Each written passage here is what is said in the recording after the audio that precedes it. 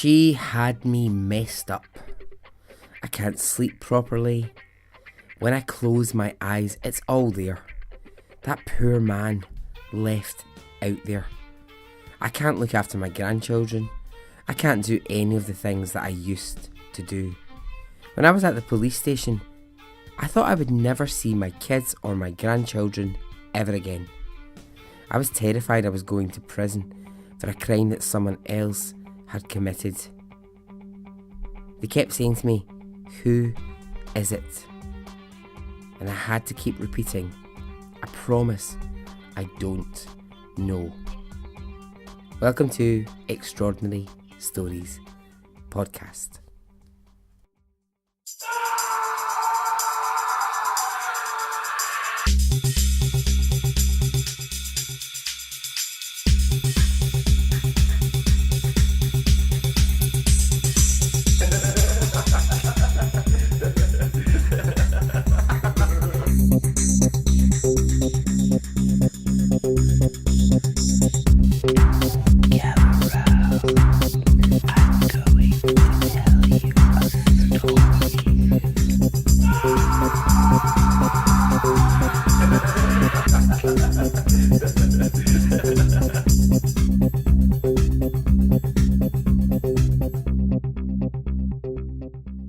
Hey, how are you? Are you well? Are you good? I am.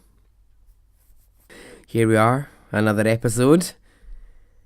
Another weekend has come around. Another Sunday is upon us. So, just quickly before I get into this one, just to say so many of you have got in touch with me about the short stories episode in the week, Play Dead Amy. Thank you for getting in touch and for your responses. I know how difficult that story was. Obviously I know how difficult it was because I did the research and I read it and I doubted it and I questioned it and I thought, is this a story I should tell or not? And so many people got in touch with me and said the impact it had on them. And I know some of you only got halfway through the episode and you had to put it off because it got really difficult. And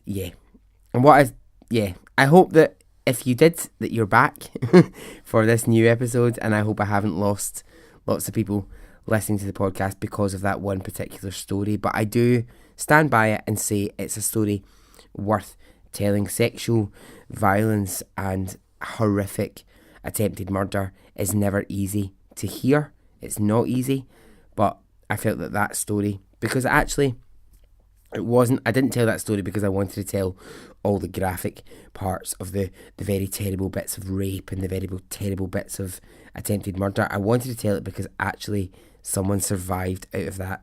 Amy did such an amazing job to survive through that, and that was where I was coming from with that story to start with. It was never about the crime and the act and the horrible experience she went through. It was about the survival. So if you've stuck with me, thank you. If you haven't, goodbye, and I wish you well on your way. Okay, quick shout outs. Let's do these and then we'll get on with the episode. First shout out goes to Chris Knapp.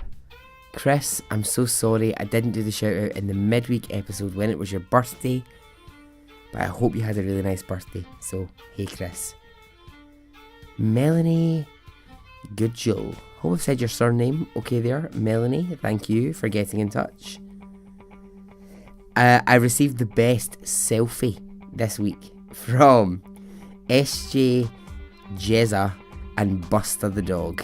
It was brilliant. This is such a good selfie from inside their car listening to the podcast. So the three of you, hello, thank you for listening. And Jessica Birch. Thanks Jessica for getting in touch. Just in general and just about specific episodes. Thank you very much. Okay, so let's get on with this episode. Now, this episode, I've got two stories for you, and I'm looking at a theme, and the theme is getting away with it. Okay? Are you ready? Okay, let's go.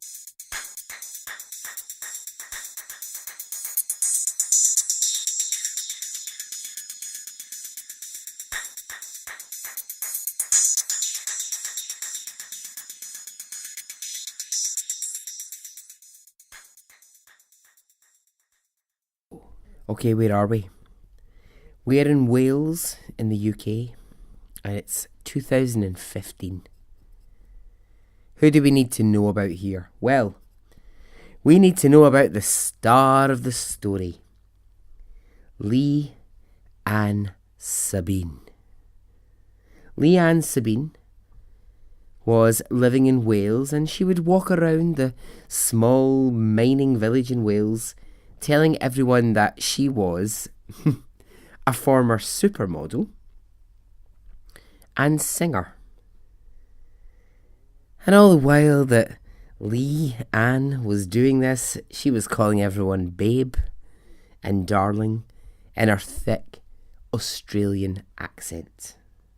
Now, just to give you a picture of Lee, as we're going to call her from now on, because Lee is really kind of what she went by in her life. So just to give you a bit of a picture of Lee, she is at the point in this story, 2015, she's 70 years old, and she's dressed in a very provocative way for someone her age. Not that I am at all in any way condemning that. I really am not. Wear what you want to wear. You do you, as the kids say. But my word, some of these outfits. In her 70s, she would be wearing skin-tight leather trousers, leather gloves, and some very, very, very, very low-cut tops. She maintained, this huge mane of peroxide blonde hair all the way through her life. So, just that was her thing. That was her look. She wanted to look glamorous. She wanted to be this figure who could wear these things and could pull these things off. People said of her she used to wear like a really wide leather belt and leather gloves. And whenever she walked around, she would swish her arms behind her. She had these really big flamboyant gestures. I'm sort of doing these gestures right now just to try and embody a bit of Lee. She was always kind of darling this and darling that, and she loved male attention. Any male attention. One of the neighbours who knew her said that her bedroom, it was all silk and satin. She had a silk canopy on the ceiling. She had all these drapes and cushions on her bed, and she had a bright gold headboard. I mean, it sounds fabulous. What a fabulous bedroom that sounds like. One of the neighbours said to her at one point, "Your bedroom is like a tart's boudoir." And Lee said, "Yeah, I suppose it is, but I don't care." So in the village, people asked, who actually is this woman that we see? Because she'd become one of those, I've talked about this idea before, but those people that we see all the time, I think especially, well, I was going to say especially if you live in a city, but actually the same is exactly true if you live in a village. The kind of people that you see over and over again, and they sort of somehow, you might see them 3 or 4 times a week, and they kind of become a bit of your kind of day sometimes, when you're like, oh, there's that same person again and again and again, the ones who just sort of jump out at you. But people were really asking, who is this woman calling herself Lee, walking around the town with the Australian accent? And she used to say, well, I've been rehomed by a women's charity because of my bastard ex-husband. So in her later years, she was single and she was dating a local fireman. And this was quite the gossip in the town, that she was dating, because she was in her 70s and the local fireman was a bit younger. But here, she was having some fun with a fireman. And she absolutely insisted on being called Lee.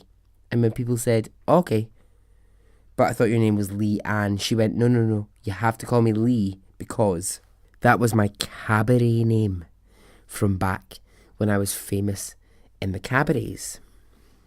Mm-hmm. Okay. So, that's Lee at 74 in a Welsh town. Let's just go back. Let's journey right back and figure out how Lee got to this point in her life. Lee was born in the north of England in the UK. Now, at a really young age, I think it was about 5, her mother ran off to have an affair with a married man. So at 5, obviously, you can imagine it's pretty devastating for her, for her family. The family kind of falls apart, and Lee gets sent to live with her aunt and uncle. So she ends up living with her aunt and uncle until the age of 17. And they live in England. And they would buy her like really expensive clothes. They gave her fine things. You know, she had a really good, nice upbringing with her aunt and uncle. So she's 17. She's got the world ahead of her. And she meets a man called John Sabine. Now, John is the man who later gets referred to as the bastard. But we'll hold on to that for a second, and let's see how things go for John. Let's see if he's really the bastard in this situation or not. So Lee meets John. Now she's 17 and he is 28. I'm not sure I'm okay with that. I'm not sure that I'm okay with that age difference. Okay, they have an affair. And I say affair because John was married. John was 28 years old, married with 2 kids, when he meets 17-year-old Lee. John doesn't bother telling Lee that he's married with 2 kids. They just have themselves an affair, and she finds this out later. Don't you hate it when that happens? I hate when you're having an affair with someone and then they suddenly come to you at the last minute and they go, I forgot to tell you I'm actually married with 2 kids. I'm kidding on. I'm kidding on. That's never happened to me. So, Lee says, well, look, what we're going to do here, because, like, I love you, you love me, but you're also married with 2 kids. And he says, it's fine, I'll leave my wife, I'll leave those kids behind, and we will start a new life together. So they do. In 1959, Lee and John, they have their first child together. And there are more on the way. 4 more in total. The couple end up having 5 kids in total. So during the time when they're having their 5 kids, they move around England and Wales. They're jumping about, house to house, place to place, just kind of taking work wherever they can get it. But then they make a big jump, a huge big jump, and they move to New Zealand. So it's in New Zealand that Lee, John, they've got their kids. Lee is trying her best to be a cabaret star. They were poor at this time. John was working for a finance company, earning the most money that he could. But something a little bit dodgy happens, and there's a fraudulent claim put against John. There's the possibility that $6,000 might have gone missing, and John might be responsible, and so he has to leave that company that he works for and go elsewhere. So they decide that with this news, with John possibly being investigated and Lee's cabaret career not really taking off, that they're going to go to Australia instead. They're not going to live in New Zealand anymore. They're going to go to Australia. But not before doing something that's going to make them incredibly famous in the press. Lee and John leave their 5 children, who are aged between 2 and 11, in a nursery in New Zealand, and they flee to Australia. Never, and I repeat, never, to ever see their children again.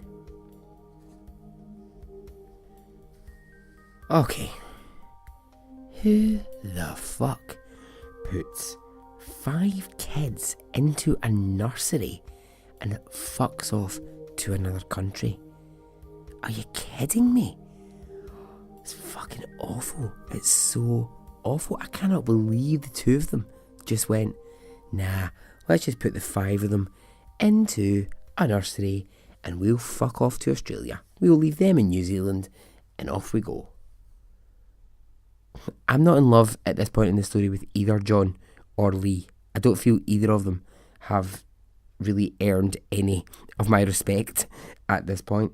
Now, the other thing to remember about John is John was married before, had 2 kids and had left them. So this man has now actually left behind 7 children. There are 7 children in the world. John has just fucked off and left. So they're in Australia. They're now a couple with no kids. They're free and they can do whatever they want. Lee is still trying really hard to have a cabaret career. Still trying to be a cabaret singer, and it's not working. I mean, at this point, give it up, Liza Minnelli. Give it fucking up. You're clearly, this is not the life for you. If it's not taken off so far and you've tried really hard at it, give it up. It's obviously not going to work. Now, police, they start actually searching for Lee and John because they want to know who are this couple who just abandoned their 5 kids and just left them and just absolutely scarpered and left them behind. It makes the press, this story, because everyone's looking for who are this couple who just upped and vanished. So they're found by police in Australia, even though they thought going from New Zealand to Australia, they were definitely going to get away with leaving the kids behind. They actually didn't. Police found them. Now, it's a shame, but no actual charge was ever made against them. The press are all over them. They want this story. They want to interview them and talk to them, and they want to find out, why did you do it? What made you make this decision? But when press talk to them, it's so fake. Lee is like, oh, we felt like we couldn't provide for 5 kids, and it broke our hearts to abandon them. We felt dirty, we felt shamed, but we just had to get away from them and leave them to a better life. Lies, lies, lies, lies, lies. Fucking liar. They wanted to get away from those kids. They did not want to have children. They wanted to be somewhere else. So under the kind of pressure of the press following them and the police looking at them, Lee and John decide that they're just going to leave Australia. They're going to leave for good, and they're going to set up in the UK. And the UK is where they will actually just spend the rest of their lives. And as I said earlier on, they're never going to see those kids ever again. It's said that John absolutely worshipped Lee. He completely worshipped her. But she didn't feel the same. She tolerated John, but she didn't feel the same as he did for her. A friend of John's said he was too in love with her. I paused there right when I got to this bit in the story, and I thought about it, and I was like, what does it mean to be too in love with someone? I don't know. Answers on a postcard, please, if you have any ideas about what it means to be too in love with someone. Anyway, they're in the UK, and they move to just outside of London, and they each get a job. John's is in banking, And Lee gets a job in a high-end department store, like one of these really fancy department stores in London. However, she's not there for very long before she receives a warning from her boss from being overly friendly to male customers. She was warned in writing to stop calling customers babe and darling.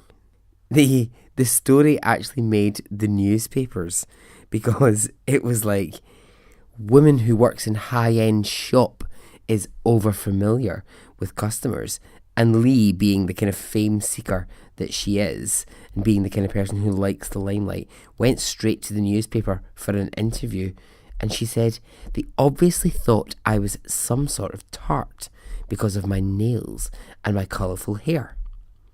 When they said they were going to sack me, I thought, my talents aren't for hire, but my pride isn't for sale, darling. So then she was promptly fired. Obviously she was doing that all the while in an Australian accent, even though she wasn't an Australian. But for some reason, she just kept up this Australian accent thing. She just decided that she was going to spend the rest of her life talking in an Australian accent. So that last sentence probably would have sounded something like, my talents aren't for hire, but my pride ain't for sale, darling. No, I don't even know what that was. Right, but that kind of thing. So she had this and this exotic Australian thing going on when actually, no, you were not born in Australia. So the two of them, they move again. Fuck's sake, how much moving are the two of them going to do? Right, this time they move to Wales. So we're now in Wales and it's 1997. All of this malarkey, this meeting, John having a wife, giving birth to 5 kids, moving to New Zealand, being chased by police and moving to Australia, moving to London. In total, this has taken 38 years of their life together. I mean, that's crazy in a way, because when I was looking at it, I thought, their kids by this point are entirely grown up. Their kids by this point are so grown up that they will have their own families, and neither John nor Lee give a damn about that. They just don't care. They actually just don't care that they've got kids in the world who've now had kids. They've got grandchildren running around all over the place. They don't care. So when they move to Wales, they're really struggling for money. And they move into a sort of really small, little, tiny apartment. It's not really ideal, but, you know, it's a small, little flat, really, in an apartment block.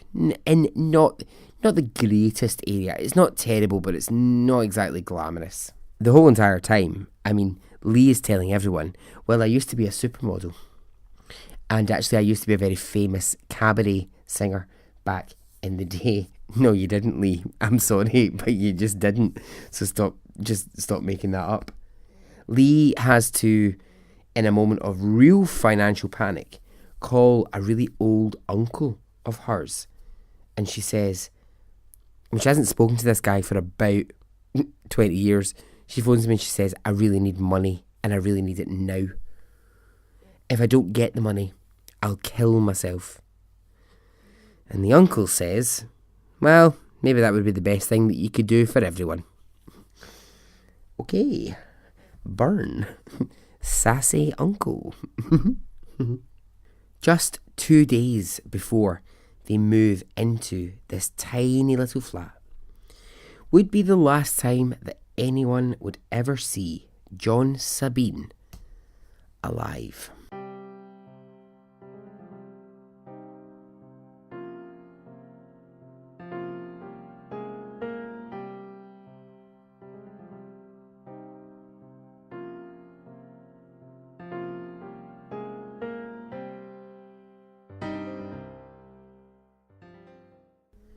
John failed to show up at work one day, and a call comes to Lee.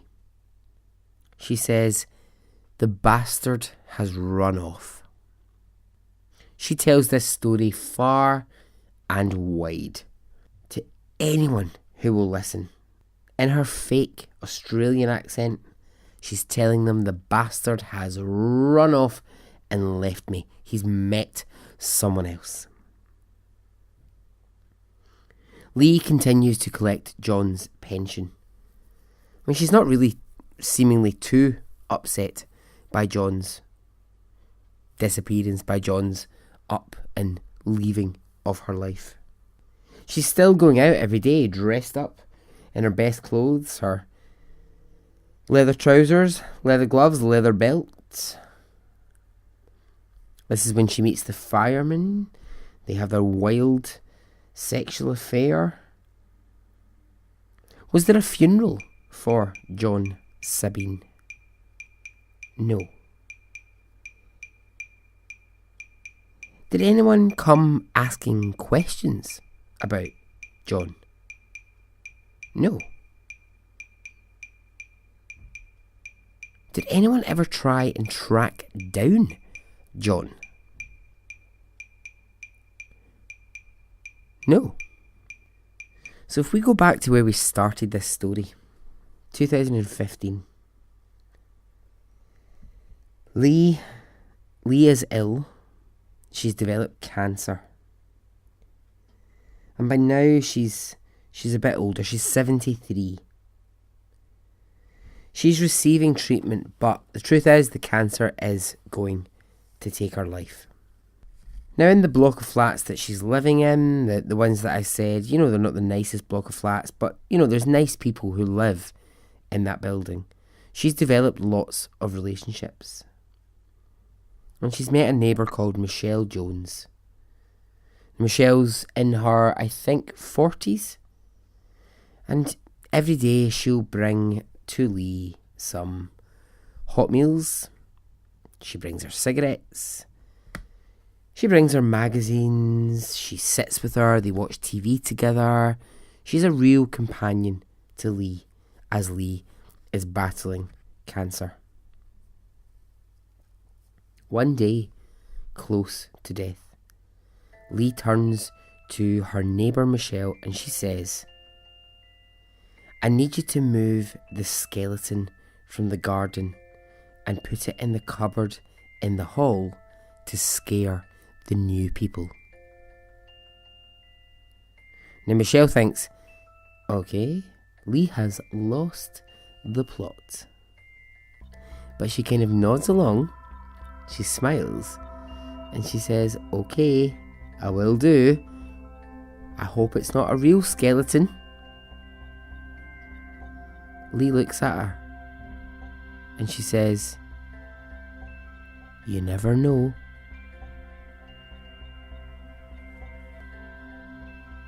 Towards the last few days of Lee's life, she's saying to people, I've got a secret. There's a body, but it's my secret. Now, people around her, they just assume that she's losing it now. That she's in the final stages of illness and this is just the ramblings of someone who's just about to die. And just before Lee dies of cancer, she says to Michelle, don't forget about the skeleton. So Lee passes away. Michelle decides, okay, I'm going to keep up my side of the bargain. I'm going to see what this crazy old lady was talking about. She goes to the bit of the garden where Lee told her to go. It's behind the bins, it's hidden away, it's an area that's tucked away in a really safe place where no animal, no person could really get into. And there she finds a large, huge, long package wrapped in 41 different layers. And those layers are made up of plastic bags, tin foil, paper bags, thick plastic. shower curtains, more bags, and tape. Michelle cuts and she cuts and she cuts through these 41 layers, and what she finds is a rotting skeleton in the bag. Michelle immediately calls police. Police arrive. They investigate the bag straight away, and they realise that actually this is someone's decomposed body, but that this body is seriously decomposed. We're not talking this happened a couple of months ago, we're talking this happened a long time ago, but this is no skeleton that you're going to show in a science lab. This is a skeleton that has actually once been a body. There's been a body in this bag, and now it's decomposed. Now this is nuts here, right? What happens next? Police actually arrest Michelle. The neighbour, the poor neighbour who cut the bag open. They arrest her for murder. And she's like, no, hang on. I'm only doing what my old neighbour who's just died of cancer told me to do. What are you talking about? I haven't killed anybody. Like, this is ridiculous. I mean, she's telling this to people, but no one's going to listen. They're like, no, you're responsible for this. She's like, I definitely have not done this. So tests are done on what they can find from inside the bag, from inside of this package. And they discover that it is the body of John Sabine. John Sabine's dead body had been wrapped in this package and left in the garden for, get this, 18 years. 18 years before this moment, Lee had bludgeoned her husband to death in their flat. And with what? Well, she used one of those ornaments that you get for your garden that's like a rock version of a squirrel or a rock version of an owl. You know, the things that you get, they're not massive. You can like literally hold them in your hand. You might put them around your door. You might sort of dress your garden with them. Sometimes sit them next to a garden gnome. She had taken the rock that she had in the shape of a frog and she had smashed it off his head. John had died, and she then wrapped him in 41 layers of protection and left him in the garden. And now no one had ever suspected anything, because as I said, there was no one looking for John. There was no funeral. There was nobody looking for this guy. And how do they know that it was this particular stone frog garden ornament that she killed him with? Well, she still had it.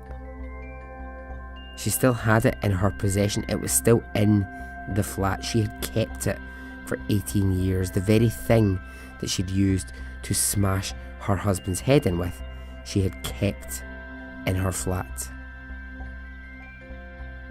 And although that body was so decomposed, police were able to match the dent on the skull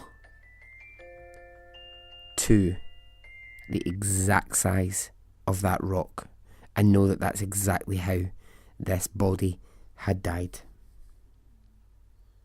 So police dive into action, and Michelle is of course released. Poor Michelle, she's just the neighbour.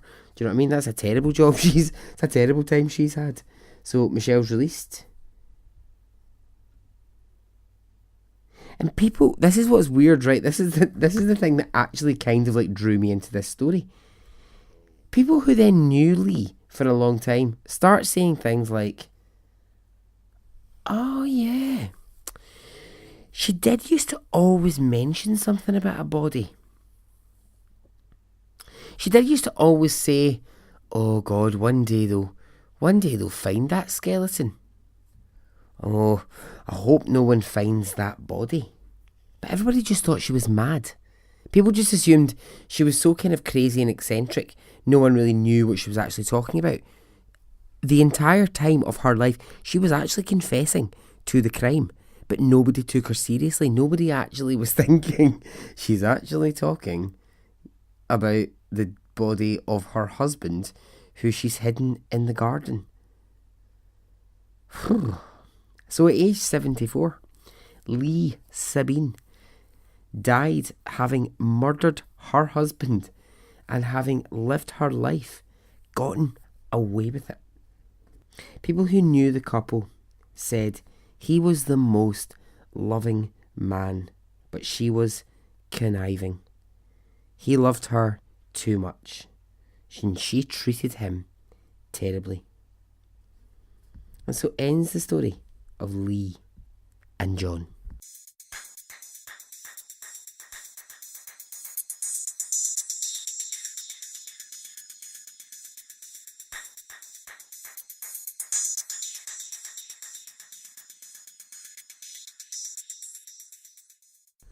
Okay, well, I think we've all learned a really important lesson from that story.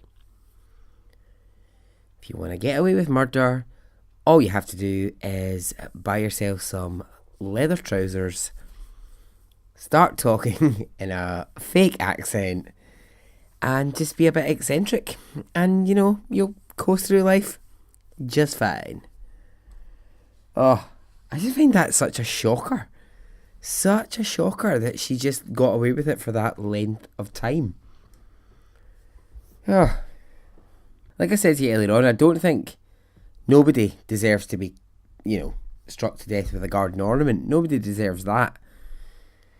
And John was no saint, leaving behind 7 kids. No, he wasn't a saint, but he didn't deserve to die like that and have his body wrapped in 41 layers of plastic and be left in a garden. But yeah, well, let me know what you think about that one. Okay, the next story of getting away with it is the story of Isaac Turnbull. In Vermont in 2002, Isaac Turnbull worked, I keep saying Isaac Turnbull. I'm sure there's a nicer way to say that. When I say it, I'm saying it Isaac Turnbull, which sounds like ball, as in is the way that, like, I would say your balls, meaning your balls, like your ball. Isaac Turnbull, balls. Oh, I can't even find a way to say that properly. We'll just call him Isaac, right? We'll just call him Isaac from now on. He worked in the same restaurant as Declan Lyons. Both men were in their 20s, so they would sort of share jobs in the restaurant. Sometimes they worked in the kitchen, sometimes they waitered. They just they were good friends actually. They kind of just worked around each other and with each other for a good few years. Isaac at some point had developed a bit of an issue with Declan, and what's annoying about this story is it is never clear what that issue was. The issue might have been money related. It might have been girlfriend related. It might have been anything, and it's just never bloody clear what the issue was. But just know that there was an issue there. Isaac had a problem with Declan.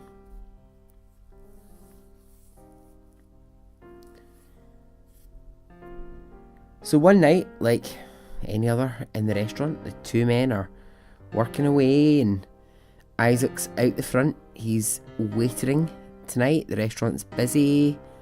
He's taking all the orders. He's taking out the food. And Declan is in the kitchen and he's making up a big, huge batch of tomato sauce. But the kitchen is hot. The kitchen is really warm in this evening. And so Declan steps out into the street. He opens the back door of the kitchen. He steps out into the street to stand, and he's got the pot at his feet and he's stirring the pot because it's really warm in the kitchen.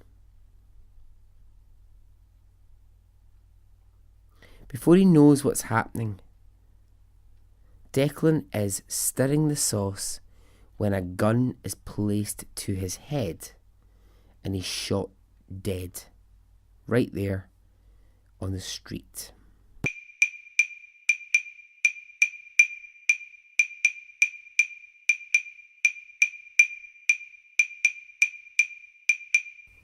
So police arrive and a huge investigation begins.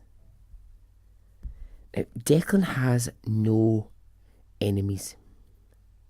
He's a lovely guy. No one dislikes Declan. So the search is slow.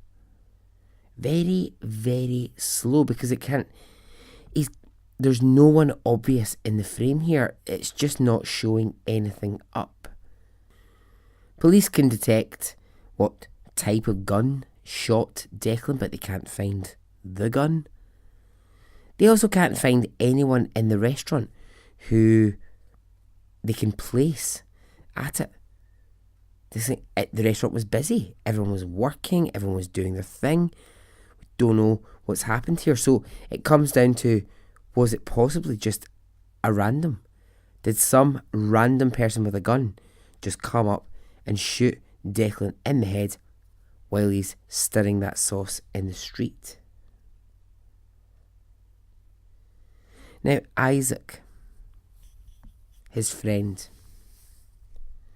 A month later, Isaac Turnbull, Isaac, is at a party and he's drinking and he's smoking some weed and he starts taking some magic mushrooms, or magic mushies as they would be known in Glasgow. Got any magic mushies, mate? No. Magic mushies. So it's while he's on a combination of the magic mushies, the weed and alcohol, that he starts telling people, Isaac starts telling people at the party that he knows who killed Declan that night in the street. He knows. And so of course people are like, well, who? Well, who was it then? And he says, it was me. I did it. I hated the guy and I blew his brains out.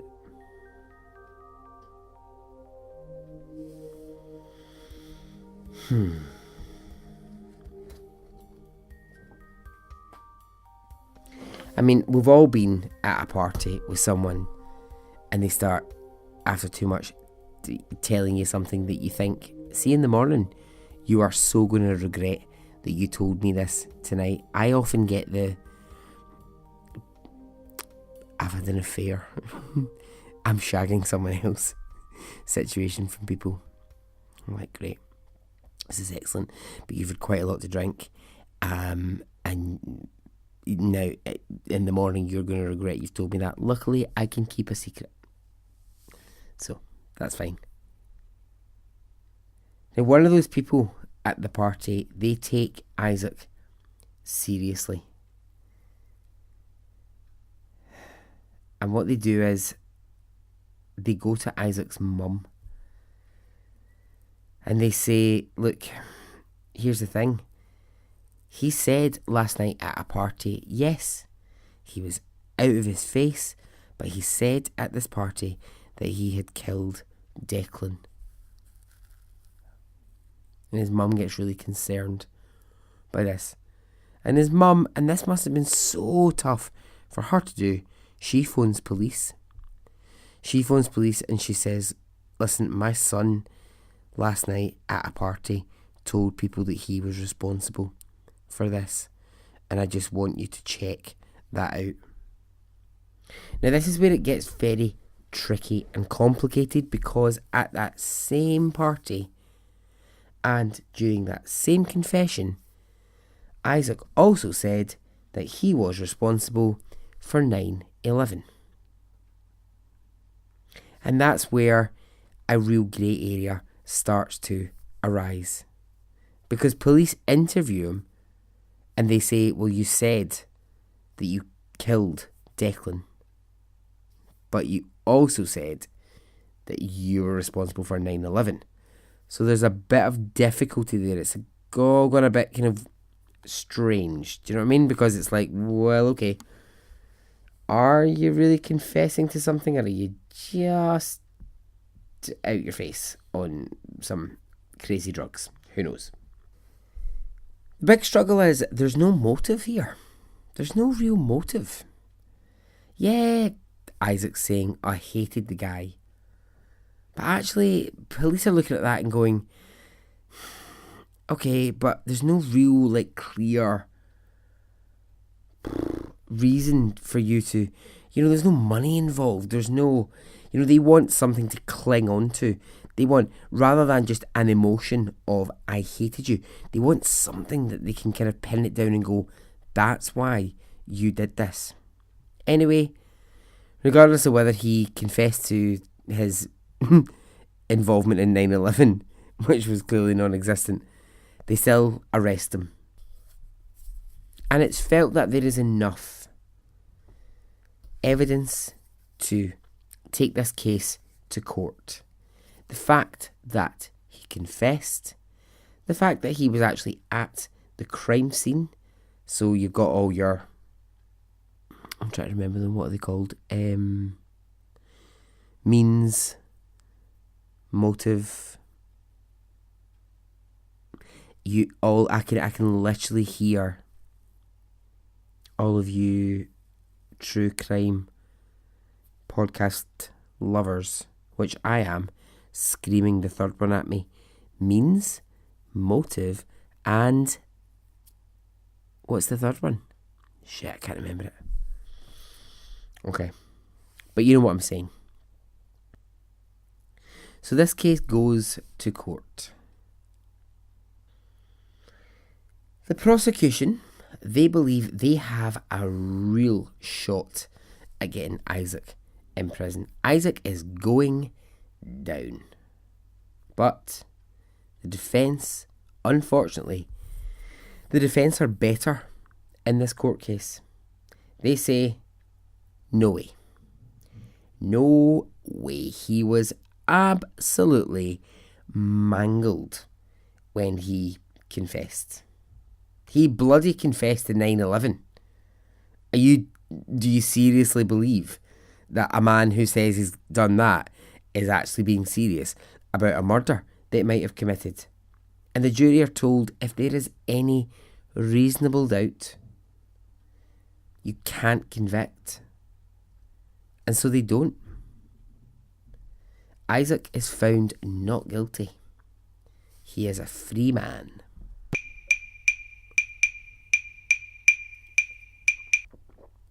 Okay, so what happens next? A week after being freed from court, Isaac calls police to have a chat, and he confesses entirely to the murder of Declan Lyons. He describes in detail how he did it. He describes going to get his gun from his locker, walking up behind Declan while he stirred the sauce in the street, putting the gun to his head and shooting him.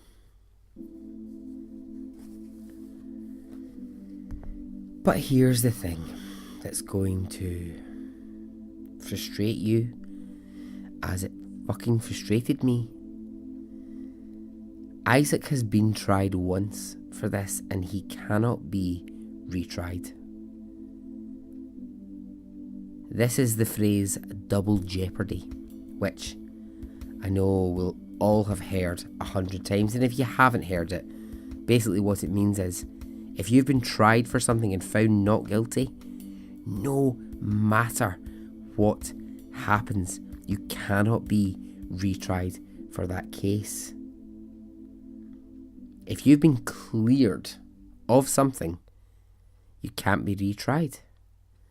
A lawyer for the prosecution in this case said, Isaac has confessed. He could literally stand on the steps of the court and describe in detail the death, and it wouldn't make a difference. He goes on to say he could show us video footage of him shooting Declan in the head, and it wouldn't change a thing. How fucked is that? As a system, how fucked is that?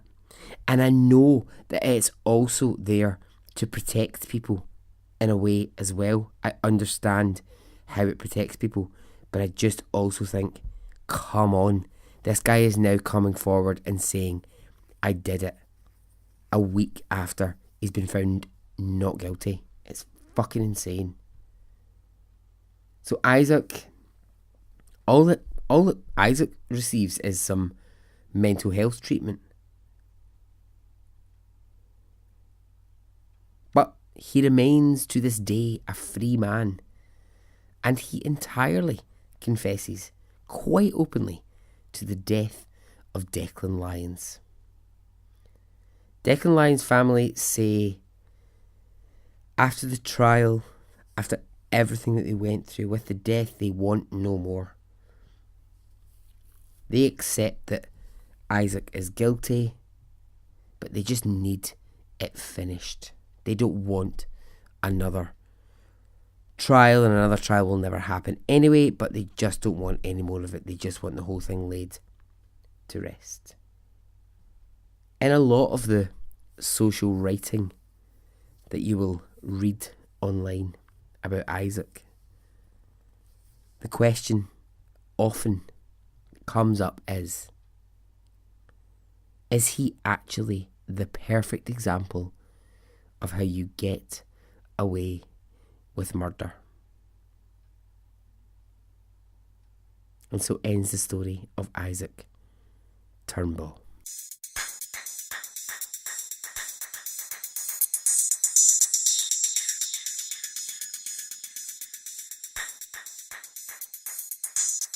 Alright, okay, well, that's Isaac and that crazy madness.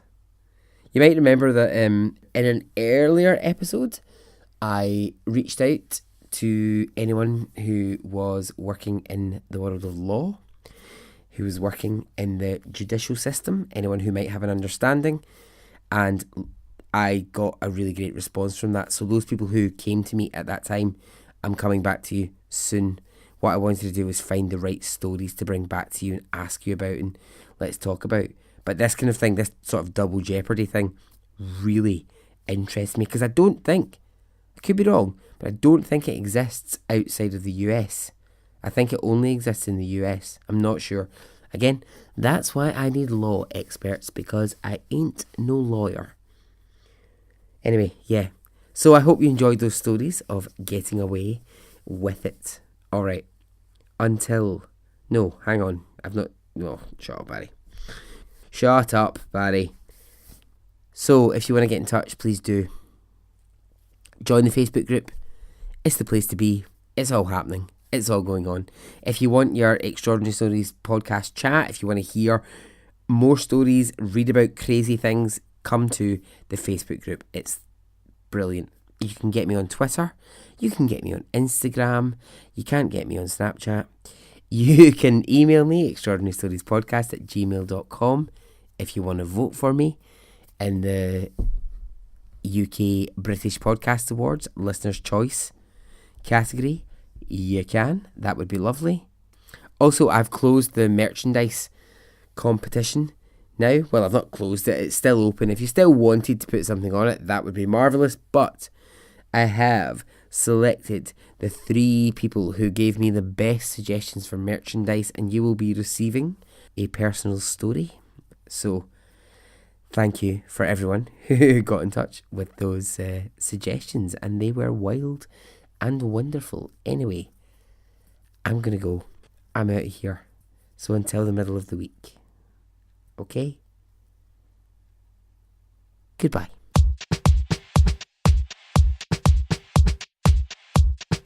It didn't affect me really one way or the other.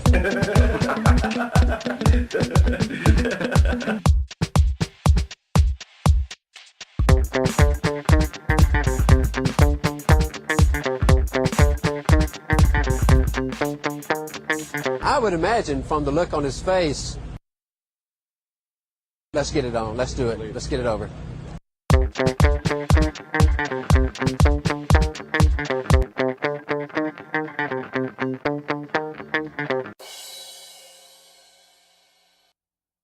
Shut up, Barry.